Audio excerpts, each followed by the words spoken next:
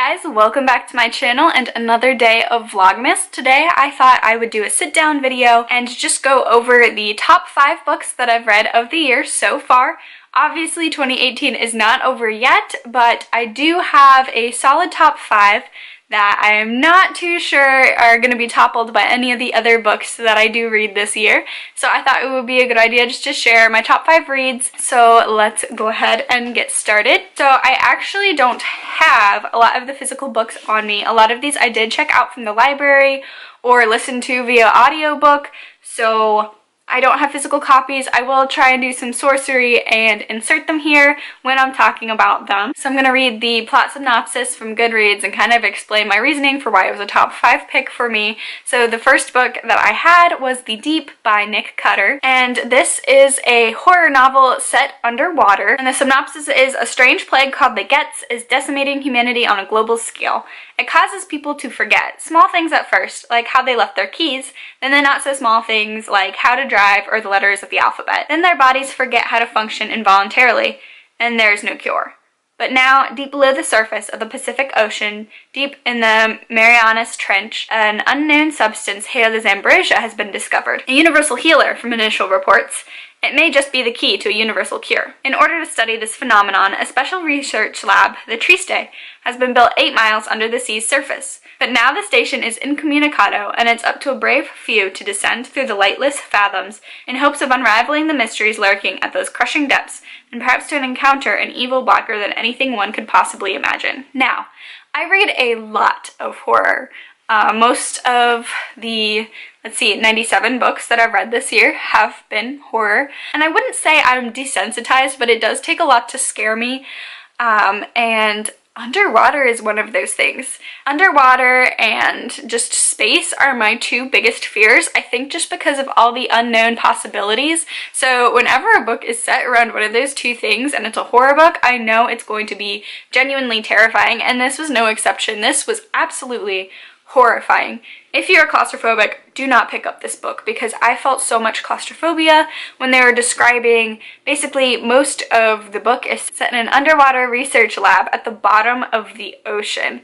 That is such a scary concept just in and of itself, and then you actually add horror to it, and it was just terrifying. I really remember when I first picked up this book, when I finished this book, because it was terrifying. It's definitely placed Nick Cutter as one of the authors to really look out for on my list, so that's why it is one of the top 5 books that I read this year. The next book I read is Save Yourself by Kelly Braffet, and this is another kind of darker, not horror, but this is definitely like kind of a noir style of book. Patrick Cusimano is in a bad way. His father is in jail, he works the midnight shift at a grubby convenience store, and his brother's girlfriend, Caro, has taken their friendship to an uncomfortable new level. On top of all that, he can't quite shake the attentions of Layla Asher, a goth teenager who befriends Patrick for reasons he doesn't understand and doesn't fully trust. The temptations these 2 women offer are pushing him to his breaking point. Meanwhile, Layla's little sister Verna is suffering through her first year of high school. She's become a prime target for her cruel classmates, not just because of her strange name and her fundamentalist parents. Layla's bad girl rep proves to be too huge a shadow for Verna, so she falls in with her sister's circle of outcasts and misfits, whose world is far darker than she ever imagined. Kelly Braffet's characters, indelibly portrayed and richly varied, are all on their own twisted paths to finding peace. The result is a novel of unnerving power, darkly compelling, addictively written, and shockingly honest. As you can kind of guess from that plot synopsis, there is a lot of different interweaving storylines. And usually when I read a book like that, and I feel like for most people, you have your favorite storyline that you kind of want to skip ahead and read. But this one, I just equally loved each single story. I just sped through this one. I think I read it in a day because it was just so addicting. None of the characters are really good people. They're all very morally gray, and it was really interesting to read about them, especially the character Caro. She just explains so many emotions that as a millennial, and especially as a millennial woman, that I just feel in my daily life that have never really been expressed in a book before. So it was just It was oddly touching, moving. It was just a good read, and it stayed with me throughout the year, so it's definitely earned a spot in my top 5 picks of the year. The next book I have, I actually do own, but this is Disappearance at Devil's Rock by Paul Tremblay. Paul Tremblay is one of those authors that I do really enjoy everything that he writes, really. He's one of those authors, I see he puts something out, I go and buy the book because they're all really consistent reads, and another one of his books has made it into my top 10 books of the year, A Head Full of Ghosts, but Disappearance at Devil's Rock is the one I'm picking for my top 5, and the synopsis of this one is, late one summer night, Elizabeth Sanderson receives the devastating news that every mother fears. Her 13-year-old son Tommy has vanished without a trace in the woods of a nearby state park. The search isn't yielding any answers, and Elizabeth and her 11-year-old daughter, Kate, struggle to comprehend Tommy's disappearance. Feeling helpless and alone, their sorrow is compounded by anger and frustration. Neither the state nor local police have uncovered any leads. Josh and Louise, the friends who were the last to see Tommy before he vanished, may not be telling the whole truth about that night in Borderland State Park, where they were supposedly hanging out at a landmark they have renamed Devil's Rock. Living in an all-too-real nightmare, Elizabeth is wholly unprepared for the strange series of events that follow. She believes a wraith-like apparition of Tommy materializes in her bedroom, while Kate and other local residents claim to see a shadowy figure peering through their windows in the dead of night. Then random pages torn from Tommy's journals begin to mysteriously appear, entries that reveal an introverted teenager obsessed with a phantasmagoric, the loss of his father, killed in a drunk driving accident a decade earlier, a folk tale involving the devil in the woods of Borderland, the coming zombie pocket clips, and a horrific incident that Tommy believed connected them all. As the search grows more desperate and the implications of what happened become more ominous and sinister, no one is prepared for the shocking truth about that night at Devil's Rock. This book killed me.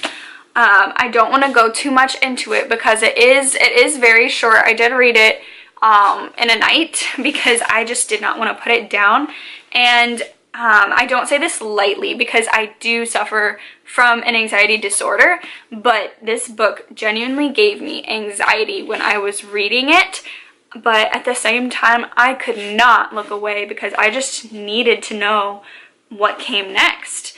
Like the synopsis said, you get little snippets, I don't know if you can see, of just handwriting and journals, and you're slowly getting pieces of what happened to Tommy. It's just horrific. And you're trying to figure out, you know, if he's alive, if he's dead, if he's missing, what happened to him. Paul Tremblay, I believe he's a high school teacher, and he just writes teenagers so wonderfully. This is not the first book he has where he has a teenage protagonist, and every single one is just so realistic, and you know, I think that's something that is lacking from a lot of adult authors. Not their fault, you know, our teenage years were a long time ago. And this just does it so well, and Tommy and his friends are just so realistic. This really got to me. It's a really good book. And it also kind of deals, all of Paul Tremblay's books, they kind of, depending on how you read them, there's supernatural explanation or, you know, there's just a rational explanation. So there's a lot of ambiguity in this one, to be prepared for that, but this was definitely one of my top reads of the year. I felt it for a while. I had to stop reading horror for a couple weeks after reading this one because this book just affected me so much. The next book on my top 5 list is Handling the Undead by Ajvante Lindquist. This is a zombie book, but is unlike any other zombie book I've ever read. All that Goodreads has for the book description is something very peculiar is happening in Stockholm.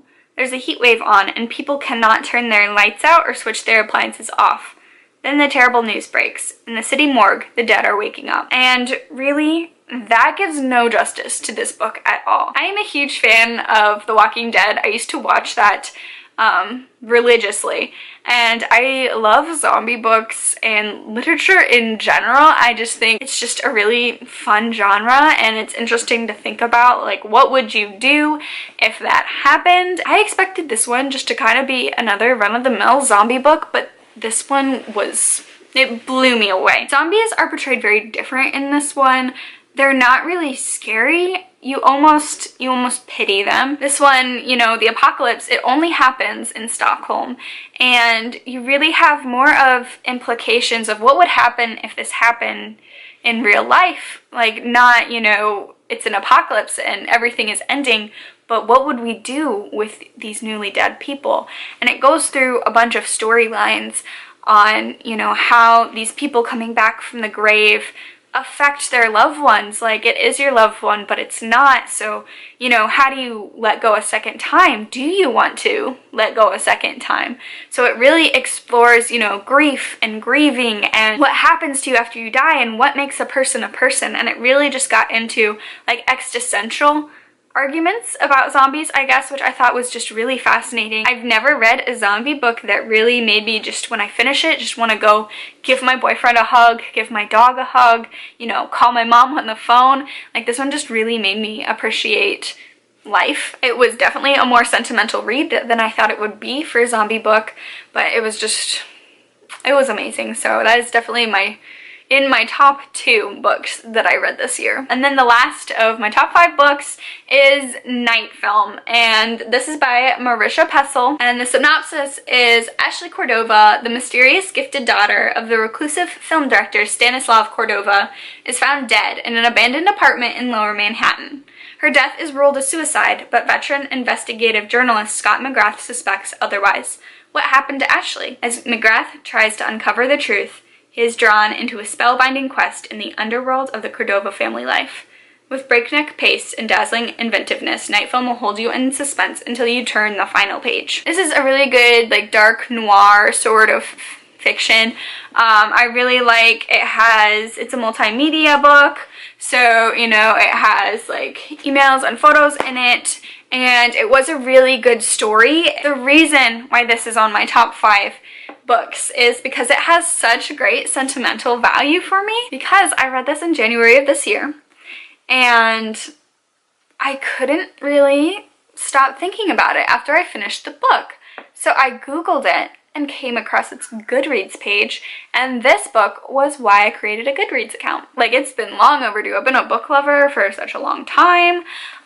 You know, I set my own book goals all the time, and I don't know why I hadn't created a Goodreads account until this year, but this book was the one that made me do it, so it's just also has such great sentimental value. Yeah, this is another one of my top 5 favorites of the year. It's written really well.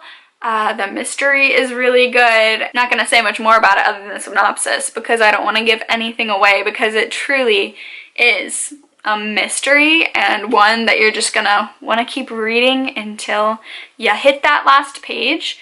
But this is a good book, great book, not only because I really enjoyed reading it, but it really started me on this whole entire journey, because I created a Goodreads account, and then I created a Bookstagram account, and now I'm here on BookTube. So Night Film's always going to hold a special place in my heart because of that. These are my top 5 books of 2018. Please leave a comment down below letting me know your top 5 favorite books. If I haven't read them already, I'm definitely going to add them to my want to read list. And thank you guys so much for watching. Please give this video a like, hit that subscribe button, all that good stuff if you want to see more from me. And I will see you guys in the next video. Bye!